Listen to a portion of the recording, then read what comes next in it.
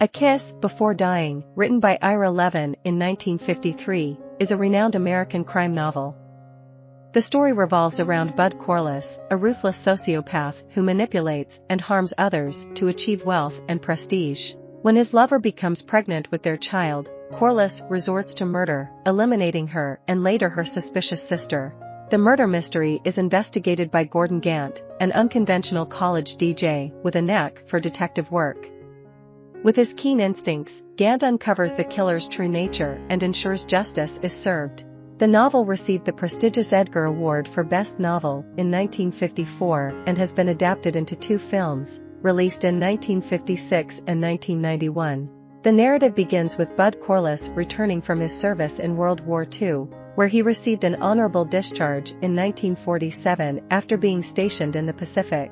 Despite witnessing horrific crimes during the war, Corliss shows no signs of the typical trauma experienced by soldiers who have endured such events.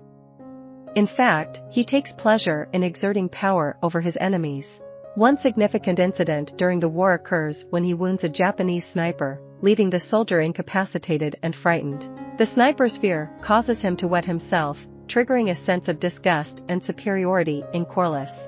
This experience highlights Corliss's psychopathic tendencies and suggests a deeply broken nature beneath his composed and charismatic facade.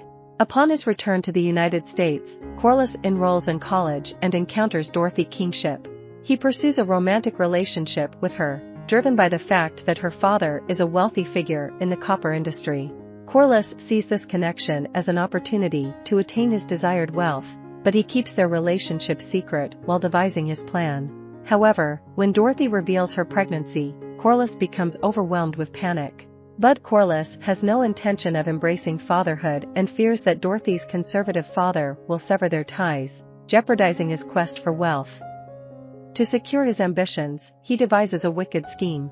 Manipulating an unsuspecting Dorothy, he persuades her to write a note that, when taken out of context, could be mistaken for a suicide letter.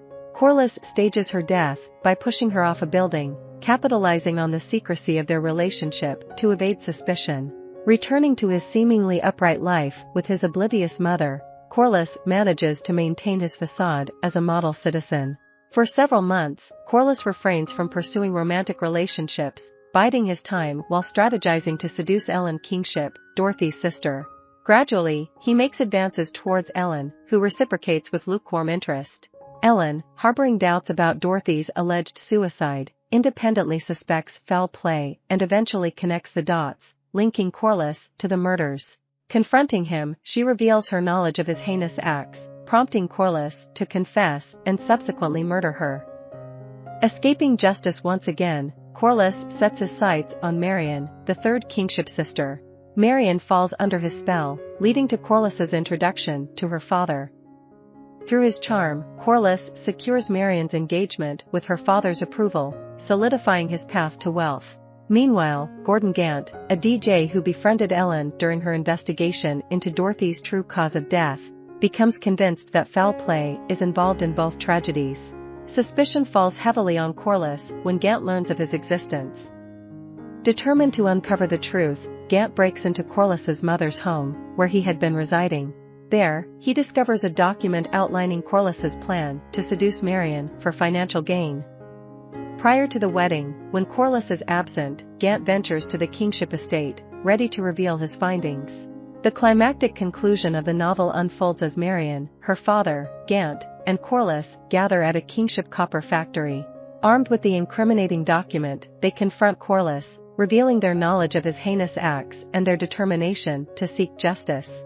Overwhelmed by shock and realizing he has been outwitted, Corliss is gripped by a sense of powerlessness. Paralleling a past encounter during the war, he succumbs to fear and wets his pants, highlighting his inherent cowardice. In a twist of poetic justice, Corliss, unable to maintain his composure, stumbles off the platform and plummets into a basin of molten copper. This dramatic scene serves as a fitting culmination, as the sociopathic antagonist meets his karmic fate. The symbolism of copper, the very metal he believed would bring him boundless wealth, ironically becomes the agent of his ultimate downfall. With Corliss's demise, A Kiss Before Dying concludes, leaving justice served and the narrative's dramatic arc resolved. I hope you enjoyed this video. Leave a like if you did and be sure to subscribe. Thank you.